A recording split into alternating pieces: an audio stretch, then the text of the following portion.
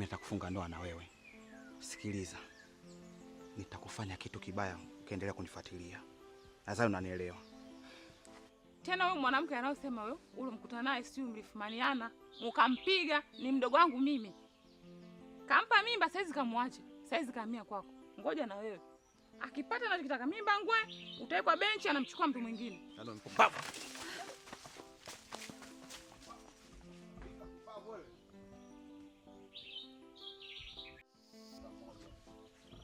Ukweli unauma. Kwani? Shida nini? Chana naye. Wenzetu. Sikiza nikwambie kitu Mungi. Hicho unachokifanya sio sahihi kabisa. Leo masuala yako kugonganisha wanawake hapa kijijini, mwisho wa siku utaje kusababisha watu wapigane wauane. Au masuala mimi sitaki kabisa kuyasikia. Kama una tabia hiyo naomba uache. Sikiza mpenzi wangu. Wewe ndo mpenzi wangu ambaye nitakufunga ndoa mimi nawe. Yule achana naye. Sawa? Na kama nikigundua unanidanganya. Mama, mimi nipo na wewe. Wenzetu.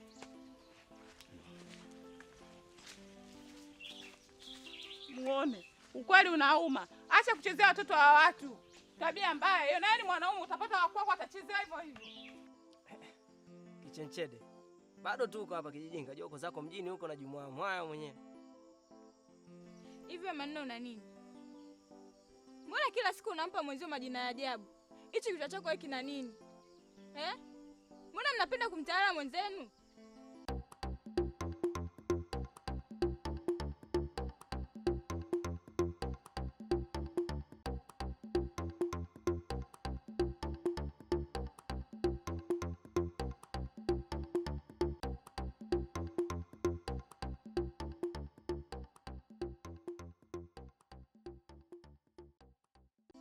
Wewe, mimi Kichenchede. Hivi unajua maneno mimi majina unaoniita siyapendi? Usione nipo kimya na kuangalia tu. Mimi majina unaoniita siyapendi. Maana kila siku jina jipya. Kwani wewe una nini? Ha? Mbona umeniandama? Unataka nini? Unataka roho yangu?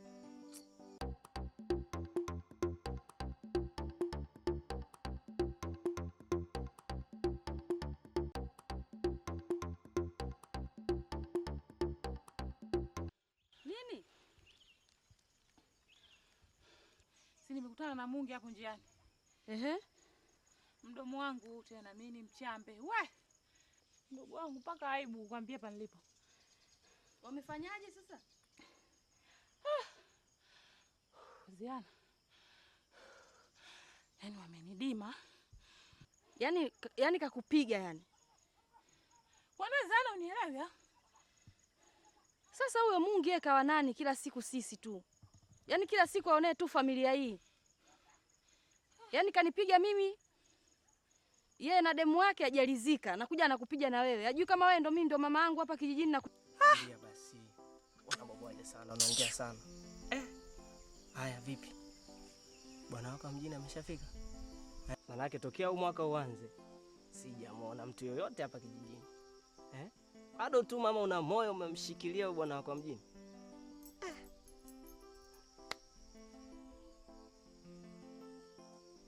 Mbona unikodolea macho?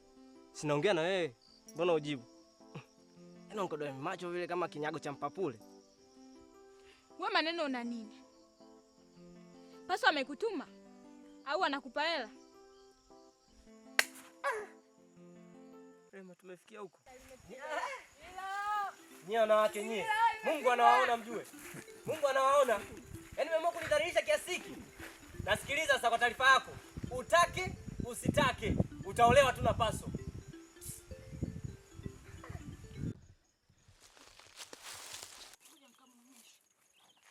Wapi tena Ziana? ngoja nikamuonyeshe. Ziana. Utatafuta matatizo mdogo wangu.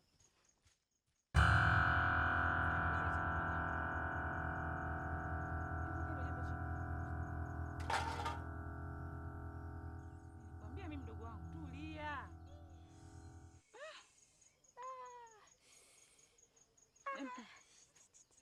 Unaweza kuinuta mguu? Nyonga imekaza dada. Kati.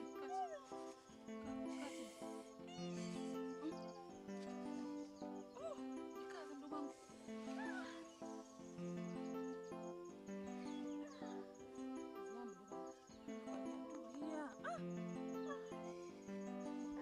Subiri tuchukue vitu vyetu tuende hospitali, sawa? Jikaze. Jikaze Ziana mdogo wangu.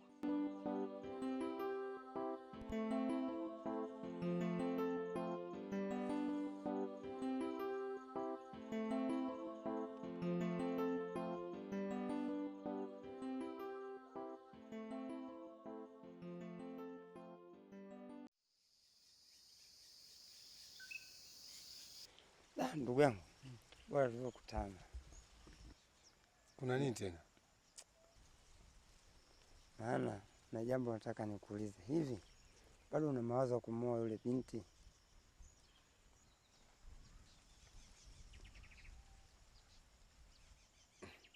Ndugu yangu, umewaza nini kwani?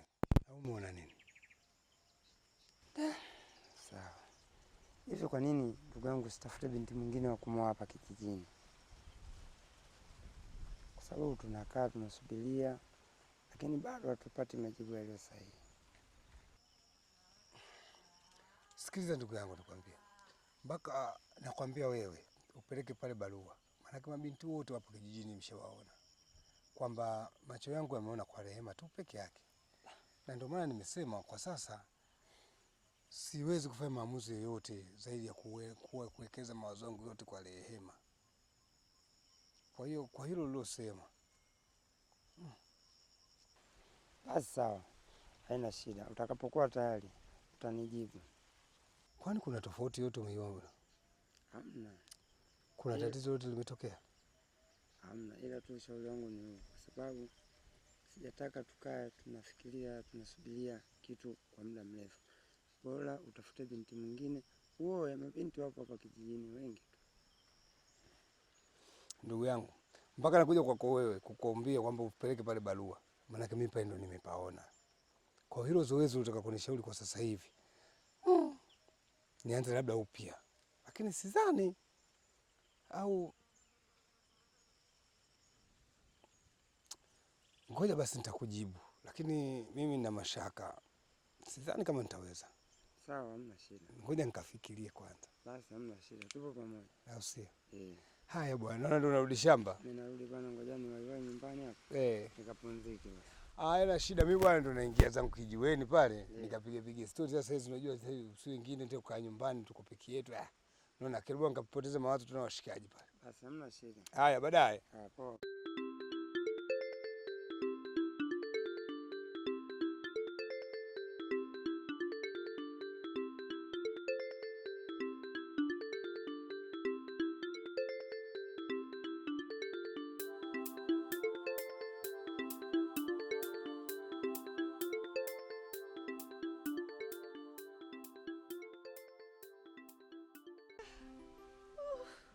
Ziana mdogo wangu, jikaze.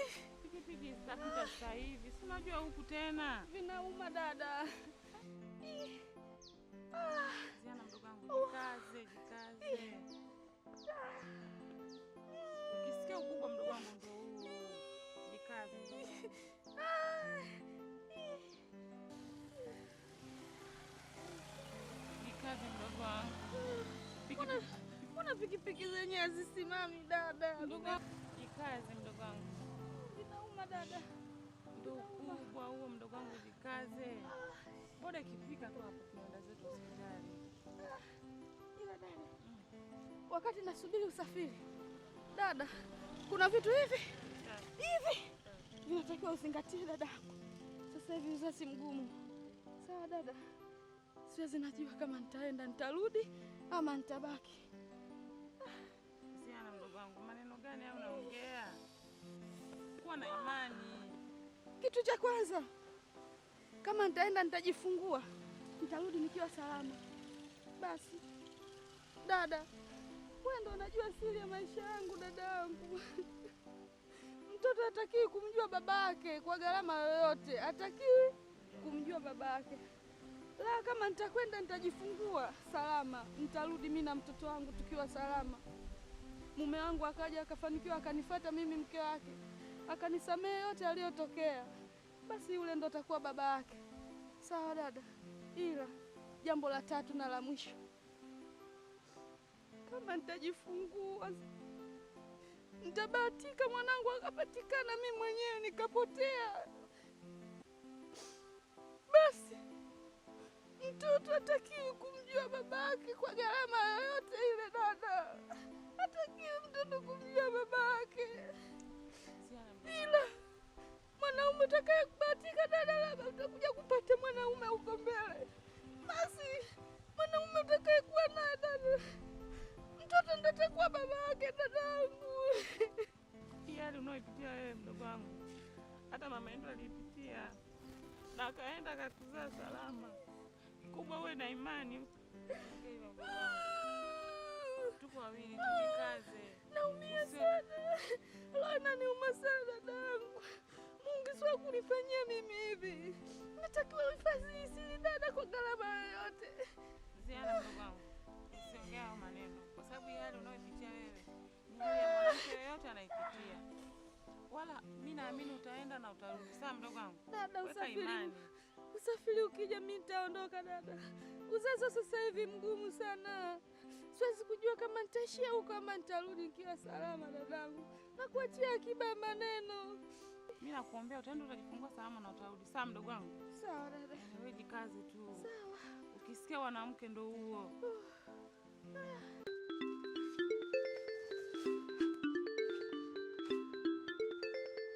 Rehema. Abeba. Hebu njoo.